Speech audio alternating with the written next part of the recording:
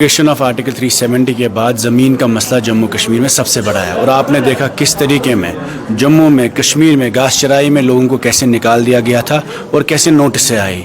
तो ये जो बिल था इसका मतलब ये था कि घास चराई में, शामलात में, स्टेट लैंड में जो लोग रहते हैं उनकी ज़मीन उनको रेगुलराइज़ करे, जिनके मकान है कम से कम।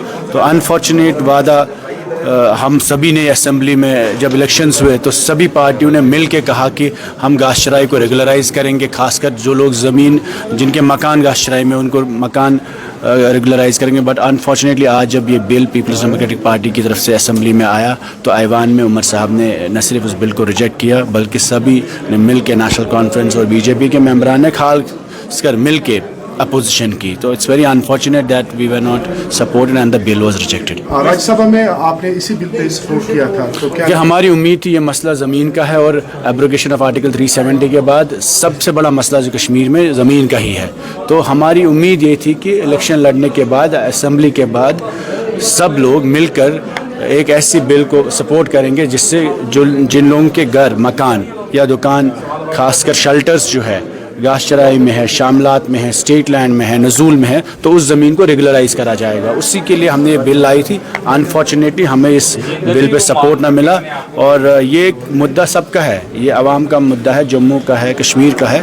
तो जो भी लोग घास चराई में रहते हैं 20-20, 30-30 साल से जिनके घर थे उसको रेगुलराइज़ करने की हमने बात की थी। अब उस पर उमर अब्दुल्ला साहब ने कहा कि ये लैंड ग्रैबर्स है, इसको अलाउ नहीं करेंगे। It's an unfortunate thing but this is one of the major crisis in Jammu and Kashmir. क्या आपको लग रहा है कि राज्यसभा में आपने सपोर्ट किया, क्या आपको लग रहा है कि वो गलती हुई है? देखिए, बीजेपी तो हमेशा से इस चीज़ को लैंड जहाद का नाम देगी, लेकिन बीजेपी पूरे मुल्क में बुलडोज़र चलाती है मुसलमानों की दुकानों पे, मकानों पे।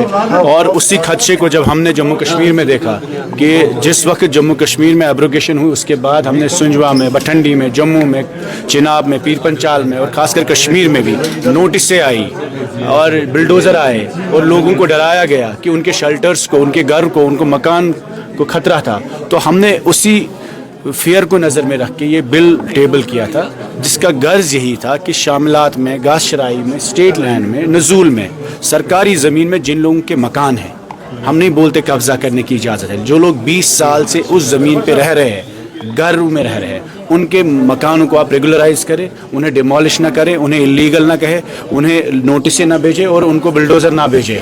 तो इस वक्त प्राइम मिनिस्टर की तरफ से PMAY में लैंड टू लैंडलेस का एक स्कीम है और हाउस टू हाउसलेस का एक स्कीम है।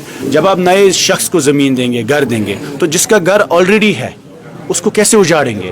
उसी के लिए हमने कहा था इसको रेगुलराइज करें। बट अनफॉर्चुनेटली नेशनल कॉन्फ्रेंस की लीडरशिप उमर अब्दुल्ला साहब ने उस बिल को रिजेक्ट किया और कहा हम as a revenue minister he did not accept our bill. और जितने भी MLA साहिबान थे, बीजेपी के भी और NC के भी, दोनों ने मिलकर इस बिल की अपोजिशन की। रजिस्ट्रेशन के बाद आपको लग रहा है कि ये गलत फैसला हुआ राज्यसभा में जो आपने?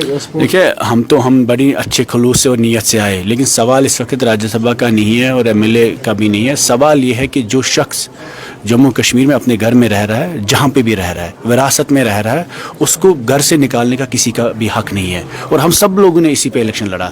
370 जब छीना तो सबसे बड़ा दावा ज़मीन पे था। आपने देखा जम्मू में कैसे लोग, चिनाब में, पीर पंचाल में, कश्मीर में भी नोटिसें आई। अगर आपको याद होगा हर शख्स को नोटिस घर में आई। उस वक्त सभी पार्टियों ने प्रोटेस्ट किया। उमर साहब के रिश्तेदारों के घर JCB आया और महबूबा जी ने वहाँ पे प्रोटेस्ट किया। पार्लियामेंट के बाहर महबूबा जी ने उस वक्त प्रोटेस्ट किया। हमारा गर्ज इस बिल का कोई हमें ज़ाती नहीं है, हमारा मकान घास चराई में नहीं है कि ये जो लोग घास चराई में रहते हैं, शामलात में, अगर आप लैंड टू लैंडलेस को देंगे, हाउस टू हाउसलेस को देंगे, जिसको घर ऑलरेडी बना हुआ है, तो why will you snatch their shelters? उसका घर क्यों टूटेगा?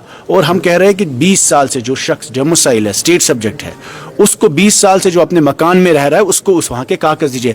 70% of Srinagar is on the state land.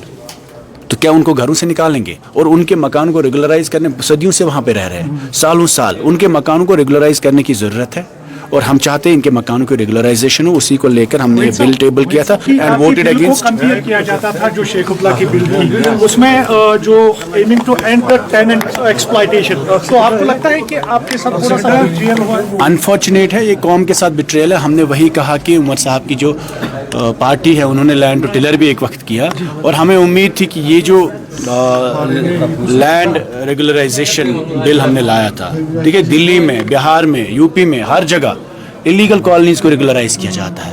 ये तो ज़मीन हमारी है, इस पे हक पहला हमारा है। आप बाहर के लोगों को ज़मीन देते हैं इंडस्ट्री के लिए, होटल के लिए, और अपने लोगों को बोलते हैं हम आपको, आप लैंड ग्रैबर है, आप मकान से निकलिए, हम आपको रेगुलराइज नहीं करेंगे। ठीक है, मेरे पास कागज़ नहीं होगा, लेकिन मेरे पुरखों ने जो ज़मीन मुझे दी विरासत में, और या हमारे बुजुर्गों ने जो हमें मकान दिए, तो क्या वो इलीगल है?